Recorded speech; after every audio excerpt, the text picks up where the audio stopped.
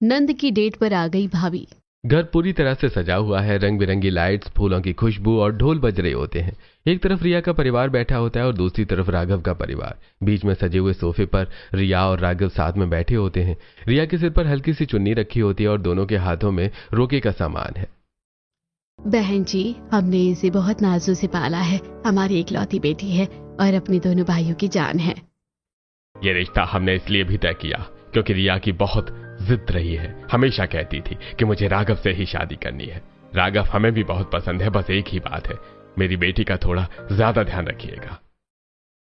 भाई साहब, बहन जी, आप बिल्कुल चिंता मत कीजिए, इसे अपनी बेटी बनाकर रखेंगे। और मेरा राघव तो है ही हीरा, उसकी तरफ से आप निश्चिंत रहिए।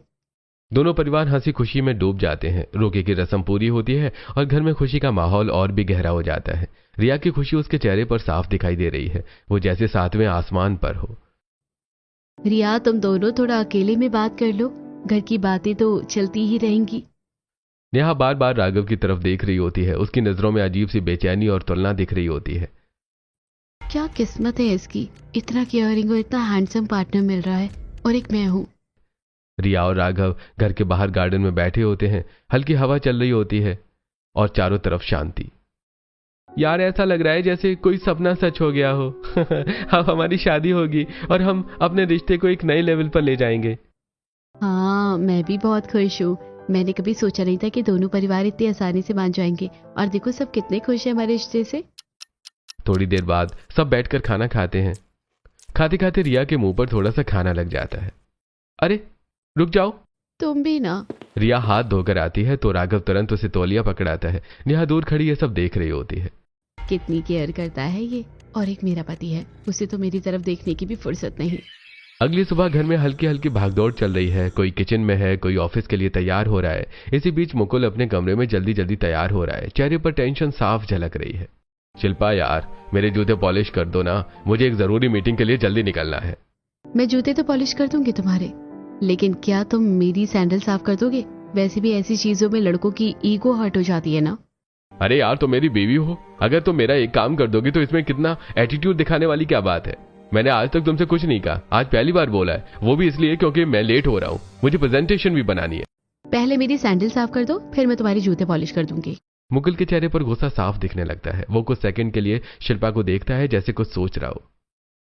एक रिश्ता तभी चलता है जब उसमें ईगो साइड हटाकर प्यार होता है और साथ ही साथ रिस्पेक्ट भी होती है। ये बातें तुम्हारे लिए भी लागू होती है। मुझे अपना एटीट्यूड थोड़ा कम दिखाया। इतना कहकर मुकुल बिना पीछे देखे अपना बैग उठाता है और गुस्से में कमरे से बाहर निकल जाता है। दूसरी तरफ नेहा अपने कमरे में होती है। आयुष बालकनी में खड़ा होकर फोन पर किसी से बात कर रहा होता है। उसकी आवाज धीमी होती है। बेबी, मैं तुमसे बाद में बात करता हूँ, आराम से, अभी थोड़ा बिजी हूँ। नेहा ये सब सुन लेती है और गुस्से में बालकनी की तरफ बढ़ती है। शर्म नहीं आती? बीवी होने के बाद भी ऐसे काम कर रहे हो। देख लेना, एक दिन तुम्हारे साथ बहुत बुरा होगा। बेबी, मैं तुम्हें अभी कॉल बैक करता हूँ। वो गुस्से में नेहा का हाथ पकड़कर उसे अंदर खींच लाता है।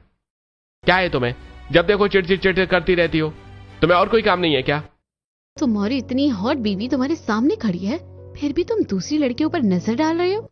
मुझे तुम में कोई इंटरेस्ट नहीं है। यह शब्द नेहा के दिल पर सीधे चोट करते हैं। इंटरेस्ट तो तुम्हें बहुत आएगा, लेकिन उस दिन आएगा जब मैं घर में हंगामा खड़ा कर दूंगी। जो करना है कर लो। अगर तुम्हें बाहर डेट भी करना है तो मेरी तरफ से कर लो, मुझे तुमसे घंटा फर्क नहीं पड़ता, और तुम्हारी हॉटनेस या सुंदरता से मेरा कोई लेना देना नहीं है। नेहा बाहर से जितनी तेज दिख रही होती है, अंदर से उतनी ही टूट रही होती है। उसकी आंखों में आंसू होते हैं, लेकिन वो उन्हें गिरने नहीं देती। जो अटेंशन मुझे अपने पति से मिलना चाहिए, अगर वो मुझे नहीं देगा तो मैं अपनी लाइफ में क्या करूंगी? कुछ महीनों पहले चमचमाती लाइट्स, तेज म्यूजिक और हंसी ठहाकों से भरा हुआ ऑफिस हॉल, आयुष की कंपनी की पार्टी चल रही होती है। हर कोई खाने पीने और मस्ती में डूबा होता है। नेहा भी सजी धजी खड़ी है, लेकिन उसकी नजरें बार बार आयुष को ढूंढ रही होती हैं। कहाँ चले गए थे? अभी तो यहीं थे। नेहा एक एक करके ऑफिस के केबिन्स में झांकती है। हर जगह लोग, लेकिन आयुष कहीं नहीं दिखता। उसकी बेचैनी बढ़ती जा रही होती है। मैनेजर के केबिन के बाहर आते ही नेहा रुकती है। अंदर के पर्दे बंद होते हैं। उसे कुछ अजीब सा महसूस होता है। धीरे से वो दरवाजा खोलती है। दरवाजा खुलते ही जैसे उसकी दुनिया रुक जाती है। अंदर आयुष एक लड़की के बहुत करीब खड़ा होता है। दोनों के चेहरे एक दूसरे के बेहद पास। जैसे ही दरवाजा खुलता है, दोनों झट से अलग हो जाते हैं। लड़की के बाल बिखरे होते हैं। ये सब क्या है? नेहा की आंखों में आंसू भर आते हैं। मेरी आंखों के सामने ये सब चल रहा है और मुझे तो पता ही नहीं था कि तुम्हारा बाहर भी अफेयर चल रहा है। अरे यार, बात को समझो ना, आजकल की जनरेशन में ओपन रिलेशनशिप चलती है। शादी के बाद भी लोग बाहर डेट करते हैं, इसमें इतना बड़ा इशू क्या है? ये कोई गुड्डे गुड़िया का खेल नहीं है आयुष की शादी मुझसे कर लो और बाहर जाकर लड़कियों के साथ मुंह मारो। आयुष का चेहरा अचानक सख्त हो जाता है। उसकी आवाज में अब कोई पछतावा नहीं, सिर्फ बेपरवाही होती है। तुम्हें जो करना है कर लो, अगर तुम्हें अपना बॉयफ्रेंड बनाना है तो बना लो, मुझे तुमसे कोई लेना देना नहीं है। नेहा वहीं खड़ी रह जाती है और टूटकर बिखर जाती है। आज भी वही दर्द नेहा के अंदर जिंदा होता है, लेकिन आयुष बाहर से एक परफेक्ट पति का दिखावा करता है। आयुष बेटा, नेहा को शॉपिंग पर ले जा, बेचारी कब से घर में ही है। ठीक है मम्मी। मॉल में नेहा अकेली शॉपिंग कर रही होती है, हाथों में बैग, लेकिन चेहरे पर कोई खुशी नहीं। दूसरी तरफ आयुष चुपके से अपनी गर्लफ्रेंड को बुला लेता है और उसके साथ घूमता रहता है, हंसते हुए, बात करते हुए, जैसे नेहा उसके लिए कोई मायने ही नहीं रखती। घर लौटने के बाद नेहा आखिरी बार अपने रिश्ते को बचाने की कोशिश करती है। आयुष, अभी इस रिश्ते की बस शुरुआत ही हुई है। हमारी शादी को सिर्फ 2 साल हुए हैं। अगर तुम अभी भी सब ठीक करना चाहो तो कर सकते हो। अगर मैं बिगड़ गई ना तो तुम मुझे संभाल नहीं पाओगे। तुम्हारा बिगड़ना भी देखना चाहता हूँ, जो करना है करो, तुम मेरे परिवार की पसंद हो, मेरी नहीं। ये शब्द नेहा के दिल में गहरे उतर जाते हैं और उसी पल उसके अंदर कुछ बदलने लगता है। अगले दिन घर में रौनक होती है। किचन से तरह तरह के पकवानों की खुशबू आ रही होती है, कढ़ाई में सब्जियां बन रही होती हैं, मिठाइयां सजाई जा रही होती हैं। सब लोग राघव के स्वागत में जुटे होते हैं। ड्राइंग रूम में राघव आराम से सोफे पर बैठा चाय पी रहा होता है। कुछ देर के लिए वहां कोई नहीं होता, तभी मौका देखकर नेहा धीरे धीरे वहां आती है। उसने वी शेप वाली खूबसूरत ब्लाउज पहनी होती है और साड़ी का पल्लू थोड़ा नीचे सरका रखा होता है। उसकी चाल में एक अलग ही कॉन्फिडेंस और इरादा दिख रहा होता है। राघव, आपको क्या पसंद है? आप क्या क्या खाते हो? मैं आपके लिए वही बना दूंगी। भाभी, मुझे तो सब कुछ पसंद है, ऐसा कुछ खास फेवरेट नहीं है। जैसी नेहा उठती है, टेबल पर रखा पानी का गिलास अचानक गिर जाता है और पानी उसकी साड़ी पर फैल जाता है। ओह, ये क्या हो गया? राघव तुरंत खड़ा हो जाता है, अपनी जेब से रुमाल निकालता है और बिना सोचे समझे नेहा की साड़ी साफ करने लगता है। फिर उसे टिश्यू दे देता है। अरे कोई बात नहीं भाभी, ध्यान से। नेहा इस पल को कुछ और ही मतलब दे देती है। उसकी आंखों में एक अलग ही चमक आ जाती है। ये मुझे उस दिन भी देख रहा था और आज भी मेरी इतनी केयर कर रहा है। शायद ये भी मुझे पसंद करता है जैसे मैं इसे करती हूँ। तभी पीछे से आवाज आती है, अरे नेहा, जाकर रसोई में काम कर, यहाँ क्या बातें करने लग गई है। हाँ मम्मी जी। खाना खाने के बाद राघव वॉश बेसिन में हाथ धो रहा होता है। नेहा वहां पहले से खड़ी होती है। जैसे ही राघव हाथ धोकर मुड़ता है, नेहा मुस्कुराते हुए उसे तौलिया देती है। हाँ थैंक यू भाभी। नेहा का दिल इसी छोटी सी बात से भी खुश हो जाता है। ये मेरे साथ कितना खुश रहता है, मुझे इसकी ये बात बहुत अच्छी लगती है। लगता है ये भी रिया के साथ खुश नहीं है और मुझे देखकर कितना खुश हो जाता है। नेहा अपने मन में एक अलग ही दुनिया बसा लेती है, जहां वो और राघव साथ होते हैं। अगले दिन दोनों परिवार मूवी हॉल के बाहर मिलते हैं। सब हंसते बोलते एक दूसरे से मिल रहे होते हैं। बहन जी, आज तो हम बच्चों के कहने पर आ गए, नहीं तो हम तो कहीं भी नहीं जाते। हाँ बहन जी, मेरे बच्चे भी जिद कर रहे थे। रिया तो कहने लगी कि राघव का पूरा परिवार आ रहा है, आप भी चलो, नहीं तो वो क्या कहेंगे। सब अपनी अपनी सीट पर बैठकर मूवी देख रहे होते हैं। लाइट्स बंद हो जाती हैं, स्क्रीन पर फिल्म चलती है, लेकिन नेहा का ध्यान कहीं और ही होता है। उसकी नजरें बार बार राघव की तरफ जा रही होती हैं। कभी वो आगे झुककर उसे देखती, कभी पीछे हटकर उसके चेहरे को गौर से निहारती।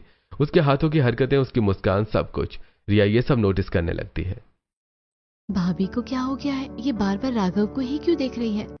जैसे रिया नेहा की तरफ देखती है, नेहा तुरंत अपनी नजरें हटा लेती है और मूवी देखने लगती है। राघव भी बीच बीच में इधर उधर देखता है, कभी स्क्रीन, कभी आसपास, और कभी कभी उसकी नजर नेहा की तरफ भी चली जाती है, लेकिन नेहा इसे गलत तरीके से समझ लेती है। ये भी मुझे चोरी छुपे देख रहा है और मैं इसे, यही तो होता है स्लो बर्न रोमांस।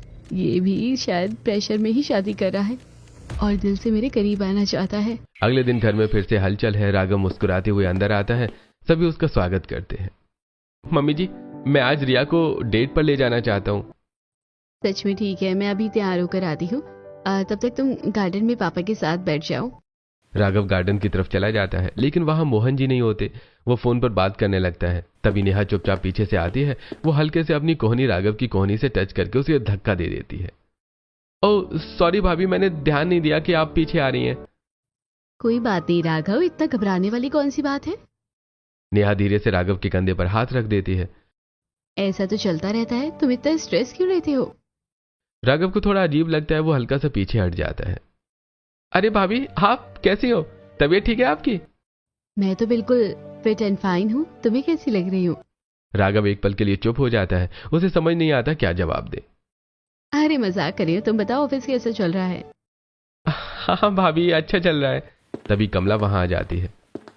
नेहा, थोड़ी बातें रिया को भी करने दे, वो उसे डेट पर ले जाने आया है और तू अभी से सारी बातें खत्म कर लेगी क्या? ऐसा लग रहा है जैसे तू उसकी जांच पड़ताल कर रही है। नहीं मम्मी, ऐसा कुछ नहीं है, मैं तो बस हालचाल पूछ रही थी। नेहा वहां से चली जाती है, लेकिन उसके चेहरे पर हल्की सी झुंझलाहट साफ दिखाई देती है। रात को पूरा परिवार डाइनिंग टेबल पर बैठा होता है। राघव भी उसके साथ डिनर ज्वाइन करता है। माहौल सामान्य दिख रहा है, लेकिन टेबल के नीचे कुछ और ही चल रहा है। नेहा बार बार अपने पैर से राघव के पैर को टच कर रही होती है। उसकी नजरें भी अजीब तरीके से उसी पर टिकी होती हैं। अचानक क्या हुआ बेटा, सब ठीक तो है ना? मिर्ची तो ज्यादा नहीं है खाने में? नहीं मम्मी जी, खाना बहुत टेस्टी है। राघव धीरे से नेहा की तरफ देखता है और नेहा उसे देखकर आंख मार देती है। राघव के चेहरे पर साफ असहजता दिखती है। ये कैसी पागल भाभी है यार, पता नहीं मेरे साथ ऐसा क्यों बिहेव करती हैं रहती हैं हर वक्त। डाइनिंग टेबल पर बैठे बैठे नेहा अचानक बोल पड़ती है। रिया दीदी, आप कितनी लकी हो, इतना हैंडसम, स्मार्ट और समझदार लड़का मिला है आपको। कोई भी लड़की फिदा हो जाएगी इन पर, इनको संभाल कर रखना। टेबल पर अचानक सन्नाटा छा जाता है। सबको ये बात बहुत अजीब लगती है। रिया हल्का सा असहज होकर राघव की तरफ देखती है। कमला देवी और मोहन जी एक दूसरे को देखते हैं और आयुष नेहा को तिरछी नजरों से घूरता है।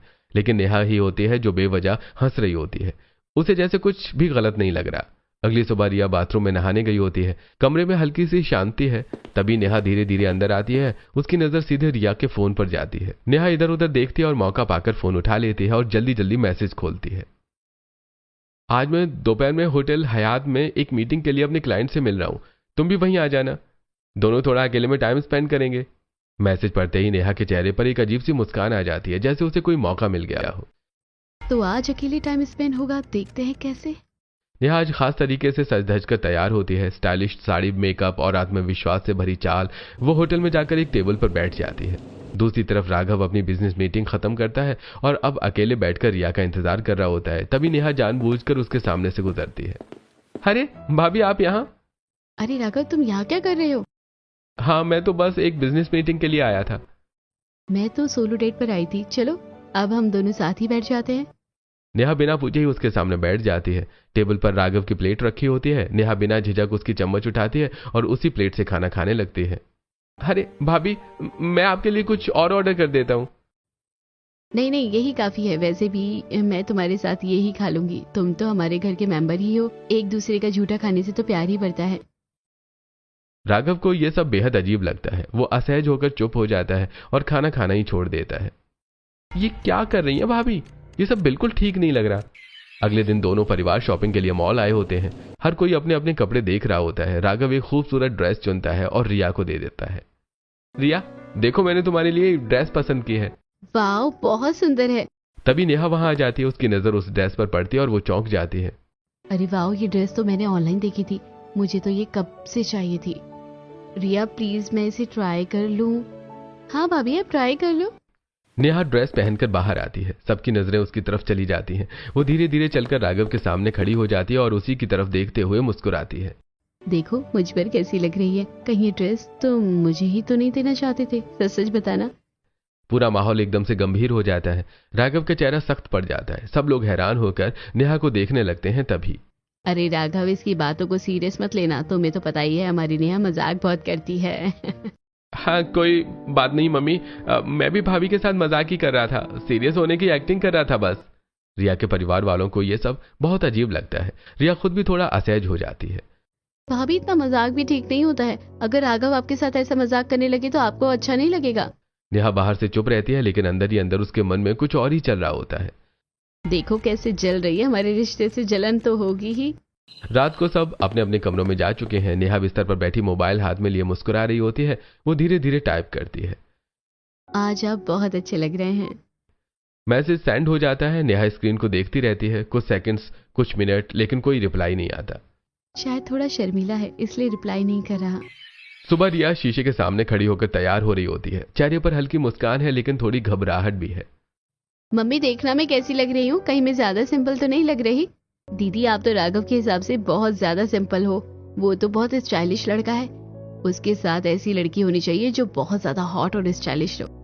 आप तो थोड़ी अजीब सी लग रही हो। रिया के चेहरे पर मुस्कान एकदम से फीकी पड़ जाती है। नेहा तेरा बहुत हो गया है अब। जिस दिन से रिया का रिश्ता पक्का हुआ है तेरी तानेबाजी खत्म ही नहीं हो रही है। इतने दिनों से सुन रही हूँ मैं। अब अपने मुंह पर थोड़ा कंट्रोल रख। मम्मी मैंने गलत क्या कह दिया है? दीदी थोड़ी सिंपल ही तो लग रही है। रिया चुप हो जाती है लेकिन अंदर ही अंदर बहुत उदास होती है। पता नहीं भाभी मुझे हर वक्त ऐसे क्यों बोलती रहती है। राघव की तो इतनी तारीफ करती है और मुझे हमेशा नीचा दिखाती है। अगले दिन पड़ोस की कुछ औरतें घर पर आती हैं। हंसी मजाक और बातचीत का माहौल बन जाता है। अरे कमला जी अपनी बेटी का रोका भी कर दिया और हमें मिठाई तक नहीं खिलाई। अरे बहन जी मिठाई की क्या बात कर रही हो? मैं तो आपको पूरी दावत दूंगी। तभी राघव अंदर आता है। अरे देखो मेरा होने वाला दामाद भी आ गया है। बड़ी अच्छी टाइमिंग है बेटा। आओ इनसे मिलो। ये शकुंतला आंटी है, ये सुनीता आंटी और ये सरिता आंटी। राघव विनम्रता से सबके पैर छूता है। नमस्ते आंटी जी। अरे कमला जी लड़का तो बहुत सुंदर ढूंढा है आपने, एकदम हीरा लग रहा है। राघव थोड़ा शर्माता है। तभी नेहा पानी लेकर आती है। उसने आज थोड़ी रिवीलिंग साड़ी पहनी होती है। उसके चलने और मुस्कुराने के तरीके में कुछ अलग ही अंदाज होता है। राघव लीजिए पानी। पड़ोस की औरतें एक दूसरे की तरफ देखती हैं। उनके चेहरे पर हल्का सा असहज भाव आ जाता है। राघव पानी लेकर अंदर रिया के पास चला जाता है। नेहा भी वहां से हट जाती है। कमला जी आपको अपनी बहू को थोड़ा समझाना चाहिए। वो आपका होने वाला दामाद है, ऐसे उसके सामने इस तरह की साड़ी पहनकर आना ठीक नहीं है। और बोलने का तरीका भी देखा आपने? लीजिए पानी कितना अजीब लग रहा है। माना भाभी है, मजाक कर सकती है, लेकिन हर बात की एक लिमिट होती है। कमला देवी उनकी बातें सुनकर सोच में पड़ जाती हैं। ये सही कह रही हैं। नेहा का ये व्यवहार अब हद से पार हो रहा है। उसके इशारे बोलने का तरीका मुझे भी बिल्कुल अच्छा नहीं लग रहा है। हाँ बहन जी मैंने उसे कई बार समझाने की कोशिश की है लेकिन वो समझती भी नहीं है, थोड़ी चंचल है। लेकिन अब कमला देवी के चेहरे पर चिंता साफ दिखाई दे रही होती है। अगली सुबह राघव अपने घर के हॉल में उत्साहित खड़ा होता है। उसके चेहरे पर एक अलग ही चमक होती है, जैसे आज का दिन उसके लिए बहुत खास हो। हाँ मम्मी, आज मैंने रिया के लिए एक बहुत बड़ी सरप्राइज डेट प्लान की है और आज मैं उसे प्रपोज भी करने वाला हूँ। अरे वाह बेटा, तू तो रोके के बाद रिया के बिना रह ही नहीं पा रहा। मम्मी मैं रिया से बहुत प्यार करता हूँ और आज उसे स्पेशल फील करवाना चाहता हूँ। उसे कुछ नहीं पता, उसे बस लग रहा है कि ये एक सिंपल डेट है। ठीक है बेटा, जैसा तुझे करना है कर ले, बस सब अच्छे से हो जाए। एक शानदार होटल का हॉल जहां राघव खुद हर छोटी बड़ी चीज पर ध्यान दे रहा होता है। स्टाफ इधर उधर भाग रहा होता है। सजावट का काम तेजी से चल रहा है। देखिए यहाँ पर गोल्डन कलर के बलून लगा दीजिए और बीच में एक बहुत सुंदर पिंक कलर की रिंग प्लेट तैयार करनी है। उसमें लाइट्स भी होनी चाहिए ताकि वो चमके। हाँ, वो हर कोने को गौर से देखता है, कहीं कुछ कमी तो नहीं है। और बाकी डेकोरेशन भी थोड़ा एलिगेंट रखिए, ज्यादा ओवर नहीं, लेकिन बहुत क्लासी लगना चाहिए। फिर वो एक खास बात समझाता है। और हाँ, जैसे ही मैं क्लैप बजाऊं ऊपर से गुलाब की पंखुड़ियां गिरनी चाहिए, बिल्कुल सही टाइमिंग पर, समझे? जी सर, बिल्कुल परफेक्ट होगा। राघव पूरे हॉल को देखता है। उसकी आंखों में रिया के लिए प्यार साफ झलक रहा है। आज का दिन हमारी जिंदगी का सबसे खास दिन बनने वाला है। घर में खुशियों का माहौल होता है। रिया आईने के सामने खड़ी होती है, चेहरे पर चमक, आंखों में सपने। मम्मी देखो, राघव ने मुझे ये ड्रेस और ज्वेलरी गिफ्ट की है। आज मैं डेट पर यही पहनकर जाऊंगी। हाँ बेटा, इसमें तू बहुत सुंदर लगेगी। राघव का भी फोन सुबह आया था, कह रहा था कि रिया को टाइम से भेज देना। मैंने उसके लिए सरप्राइज प्लान किया है। तू खुश रहती है तो हम भी बहुत खुश रहते हैं। रिया दौड़कर अपनी माँ को गले लगा लेती है। मम्मी, मेरा परिवार दुनिया का सबसे बेस्ट परिवार है। आप सब लोग मुझे कितना सपोर्ट करते हो। एक कोने में खड़ी नेहा सब देख रही होती है। चेहरे पर हल्की मुस्कान, लेकिन आंखों में जलन साफ झलक रही होती है। देखते हैं ये खुशी कब तक रहती है। दीदी, इस डेट पर आपको कोई बड़ा सरप्राइज भी मिल सकता है, तो रेडी रहना और आज इतना सुंदर बनकर जाना कि राघव का दिल बस आप पर ही आ जाए। भाभी आप भी ना। दोनों हंसने लगती हैं। माहौल हल्का फुल्का और खुशियों भरा हो जाता है। मेरी बहन तो वैसे ही इतनी सुंदर है, इसे और तैयार होने की कोई जरूरत नहीं है। आप सबके सपोर्ट से ही मुझे इतना अच्छा लग रहा है कि मैं अपने परिवार की नई शुरुआत कर रही हूँ। दोनों भाई रिया को गले लगा लेते हैं। अरे तू हमारी प्यारी बहन है, तेरे लिए कुछ भी कर सकते हैं हम। रिया पार्लर में बैठी होती है। मेरा बेस्ट फेशियल कर दीजिए और एक अच्छा सा हेयर स्टाइल भी बना दीजिए। कुछ देर बाद रिया पूरी तरह से तैयार होकर बाहर निकलती है। आज वो सच में किसी दुल्हन से कम नहीं लगती है। रिया बाहर आकर एक कैब बुक करती है। गाड़ी में आगे दो लड़के बैठे होते हैं। रिया पीछे बैठ जाती है। भैया, शताब्दी नगर छोड़ देना मुझे। गाड़ी चल पड़ती है, लेकिन कुछ देर बाद रास्ता बदलने लगता है। अरे भैया, आप कहाँ लेकर जा रहे हो? ये रास्ता नहीं है वहाँ का। चुपचाप बैठ ही रहो, हमें जो ऑर्डर मिला है हम वही फॉलो कर रहे हैं, जहां पहुंचना है पहुंचा देंगे। रिया के चेहरे का रंग उड़ जाता है। वो तुरंत फोन निकालकर अपने पापा को कॉल करने की कोशिश करती है, तभी दूसरा लड़का उसका फोन छीन लेता है। बोला ना चुपचाप बैठी रहो, एक बार में समझ नहीं आता क्या? रिया पूरी तरह से डर जाती है, उसकी आंखों में आंसू आ जाते हैं। वो गाड़ी के शीशे पर हाथ मारकर बाहर लोगों को इशारा करने की कोशिश करती है, लेकिन किसी को कुछ सुनाई नहीं देता। गाड़ी एक सुनसान जगह पर रुकती है, एक पुराने से गोदाम के सामने। दोनों लड़के रिया को जबरदस्ती बाहर निकालते हैं और घसीटते हुए अंदर ले जाते हैं। अंदर एक कुर्सी रखी होती है, वो रिया के मुंह पर टेप लगा देते हैं और उसे कुर्सी पर बिठाकर रस्सियों से कसकर बांध देते हैं। रिया छूटने की कोशिश करती है, लेकिन बेकार। जब हमारा मालिक हमें फोन करेगा तब हम तुम्हें छोड़ देंगे, इतने चुपचाप बैठी रहो। रिया की आंखों से आंसू बह रहे हैं। उसकी खुशी का दिन अब डर में बदल चुका होता है। ये सब उस नेहा की चालों की, जिस दिन से मेरा रोका हुआ है उसकी नजर मेरे राघव पर ही है। उसकी तो मैं आंख फोड़ दूंगी। एक बार यहाँ से निकल गई ना तो उसे छोड़ूंगी नहीं, उसे जान से मार दूंगी। कई घंटे बीत चुके हैं। रिया कुर्सी से बंधी बैठी होती है, आंखों में डर, चेहरे पर थकान। तभी दोनों गुंडे आपस में बात करते हुए बाहर निकलते हैं। अरे चल जल्दी जा, बाथरूम होकर आते हैं। जैसे ही दोनों बाहर जाते हैं, रिया इधर उधर नजर दौड़ाती है, तभी उसकी नजर जमीन पर पड़े एक छोटे से चाकू पर पड़ती है। रिया धीरे धीरे कुर्सी को खिसकाते हुए नीचे झुकती है, बहुत मुश्किल से चाकू तक पहुंचती है और रस्सी काटने लगती है। कुछ सेकंड्स और रस्सी कट जाती है। रिया तुरंत खड़ी होती है और बिना पीछे देखे वहां से भाग जाती है। दोनों गुंडे वापस आते हैं। अरे ये लड़की कहां भाग गई? जल्दी ढूंढो उसे। दोनों अलग अलग दिशाओं में उसे ढूंढने के लिए दौड़ पड़ते हैं। नेहा रिया के गिफ्टेड कपड़े और ज्वेलरी पहनकर तैयार हो रही होती है, चेहरे पर चालाक मुस्कान। वो एक मास्क पहनती है और चुपचाप घर से निकल जाती है। होटल के बड़े दरवाजे खुलते हैं, अंदर राघव इंतजार कर रहा होता है। नेहा रिया बनकर अंदर आती है। अरे रिया, तुम मास्क क्यों लगा कर आई हो? ये क्या कोई सरप्राइज है? ये एक सरप्राइज है, तुम भी मास्क लगा लो, बाद में दोनों एक साथ हटाएंगे। राघव मुस्कुराते हुए उसका हाथ पकड़ता है और अंदर ले जाता है। दोनों साथ बैठते हैं, कैंडल लाइट डिनर चलता है, फिर धीरे धीरे डांस शुरू होता है। नेहा अंदर ही अंदर खुश होती है, जैसे उसकी प्लानिंग सफल हो रही हो। दूसरी ओर रिया भागते भागते एक एसटीडी बूथ देखती है, तुरंत अंदर जाती है और कांपते हाथों से फोन मिलाती है। मम्मी, नेहा ने मुझे गुंडों के साथ यहाँ छोड़ दिया और मुझे लगता है कि वो मेरी डेट पर खुद चली गई। इतना बड़ा कांड, उसकी बेशर्मी की तो हद हो गई। मम्मी प्लीज मुझे बचा लो, वो गुंडे मुझे कभी भी पकड़ सकते हैं। तू टेंशन मत ले, हम सब आ रहे हैं। पूरा परिवार हड़बड़ी में गाड़ी में बैठता है। मोहन जी तुरंत पुलिस को फोन करते हैं। सर, ये किडनैपिंग का केस है, हमें लोकेशन भेज रहे हैं, आप तुरंत आ जाइए। ठीक है सर, हम अभी पहुंचते हैं। कुछ देर बाद परिवार रिया को ढूंढ लेता है, उसे गाड़ी में बिठाते हैं और सब होटल की तरफ बढ़ते हैं। राघव का परिवार भी वहां पहुंच जाता है। अंदर राघव और नेहा मास्क में डांस कर रहे होते हैं। राघव धीरे धीरे घुटनों पर बैठता है, अंगूठी निकालने ही वाला होता है कि तभी होटल के बड़े दरवाजे जोर से खुलते हैं। पुलिस, रिया और दोनों परिवार अंदर आते हैं। रिया, तुम यहां? तो फिर ये कौन है? राघव गुस्से में खड़ा होता है और बिना देर किए नेहा का मास्क खींच लेता है। मास्क गिरता है और सबके सामने नेहा का चेहरा आता है। भाभी, आप यहां क्या कर रही हो? पूरा हॉल सन्न रह जाता है। इतनी देर से मेरे साथ ये सब कर रही हो, आपको जरा भी शर्म नहीं आई? रिया की आंखों में आंसू होते हैं। कमला देवी का गुस्सा चरम पर होता है और नेहा पहली बार सबके सामने पकड़ी जाती है। अब सच सामने आ चुका है और तूफान फूटने वाला है। हॉल में सन्नाटा छाया होता है, हर किसी की नजर नेहा पर टिकी होती है। पुलिस भी पास खड़ी है। नेहा घबराई हुई इधर उधर देखती है। पुलिस? आप लोग पुलिस क्यों ले आए? तुझे तो हम आज सबक सिखाएंगे। तेरी हिम्मत कैसे हुई मेरी बेटी को किडनैप कराने की? जरा भी शर्म नहीं आई? अपनी ही ननद का घर तोड़ने चली थी तू। समाज में मुंह दिखाना है या नहीं? कमला देवी का गुस्सा फूट पड़ता है। आसपास खड़े लोग भी हैरान हैं। औरतें सही कहती थी, तो एकदम गलत और बेशर्म औरत।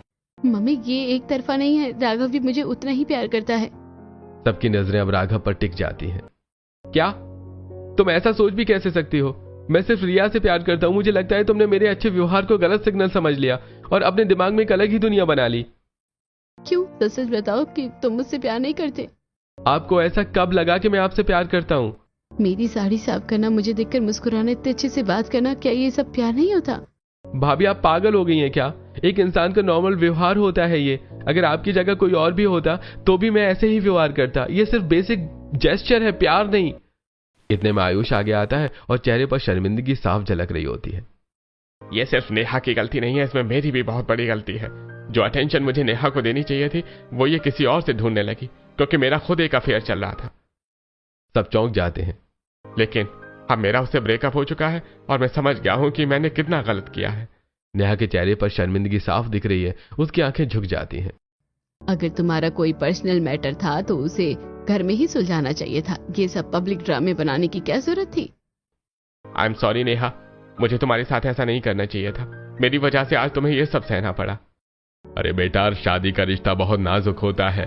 इसमें दो लोग ही नहीं, दो परिवार जुड़े होते हैं। इसे चलाने के लिए सबसे जरूरी है प्यार और भरोसा। अगर ये दोनों नहीं होगा तो रिश्ता टिक नहीं पाएगा। आयुष और नेहा एक दूसरे की तरफ देखते हैं। दोनों की आंखों में पछतावा है। धीरे धीरे वो एक दूसरे के करीब आते हैं और गले लग जाते हैं। मैं वादा करता हूं अब सब ठीक कर दूंगा। मैं भी अब ऐसी गलती कभी नहीं करूंगी। दूसरी तरफ रिया दौड़कर राघव के गले लग जाती है। Raghav, I love you so much. Kamla Devi Neha की तरफ देखती हैं। अब उनके चेहरे पर गुस्से के साथ साथ समझ भी होती है। मैं मानती हूँ कि आयुष की बहुत बड़ी गलती थी, लेकिन तेरी भी गलती कम नहीं है। तूने रिया को किडनैप करवाया, ये बहुत बड़ा जुर्म है। Mummy ji, I am so sorry. Hall में तनाव चरम पर होता है। रिया सुरक्षित है लेकिन माहौल भारी हो चुका है। राघव के माता पिता के चेहरे पर गुस्सा साफ दिख रहा होता है। हमारी होने वाली बहू को इसने किडनैप कराया है। हम इसे सजा दिलवाना चाहते हैं। भले ही ये आपकी बहू है और आप माफ कर दे, लेकिन हम माफ नहीं कर सकते। मधु सही कह रही है। आज इसने रिया को उठवाया, कल हमारे बेटे के साथ भी कुछ कर सकती थी।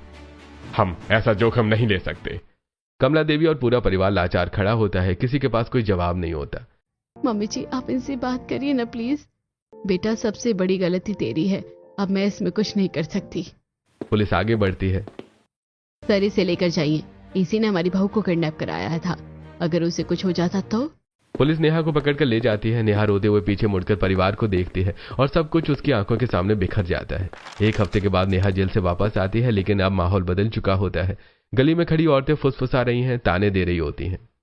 देखो देखो, वही है जिसने अपनी ही ननद को किडनैप करवाया था। हाय राम, कैसी बहू है ये।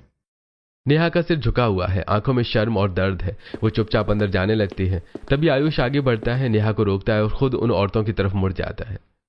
राघव, चलो ना, रहने दो। नहीं, अब बात करनी पड़ेगी। मेरी बीवी की इसमें जितनी गलती दिख रही है उससे ज्यादा गलती मेरी थी। अगर मैंने उसे वो प्यार और सम्मान दिया होता तो वो कभी इतना बड़ा कदम नहीं उठाती। गली में खामोशी छा जाती है। इसलिए किसी को जज करने से पहले उसकी पूरी कहानी जान लिया करिए। आधी सच्चाई पर ताने मारना बहुत आसान होता है।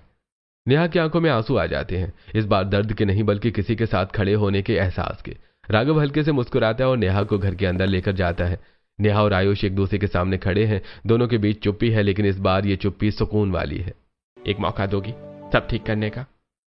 अगर तुम सच में बदलना चाहते हो तो मैं पीछे नहीं हटूंगी। दोनों एक दूसरे का हाथ पकड़ लेते हैं एक नई शुरुआत के लिए। शिल्पा चुपचाप बैठी है। मुकुल उसके पास आता है। शिल्पा, शायद हम दोनों भी कहीं ना कहीं गलत थे। हाँ, मैंने भी अपने एटीट्यूड से बहुत कुछ बिगाड़ दिया। दोनों एक दूसरे की तरफ देखते हैं और हल्के से मुस्कुरा देते हैं। नई शुरुआत। नई शुरुआत।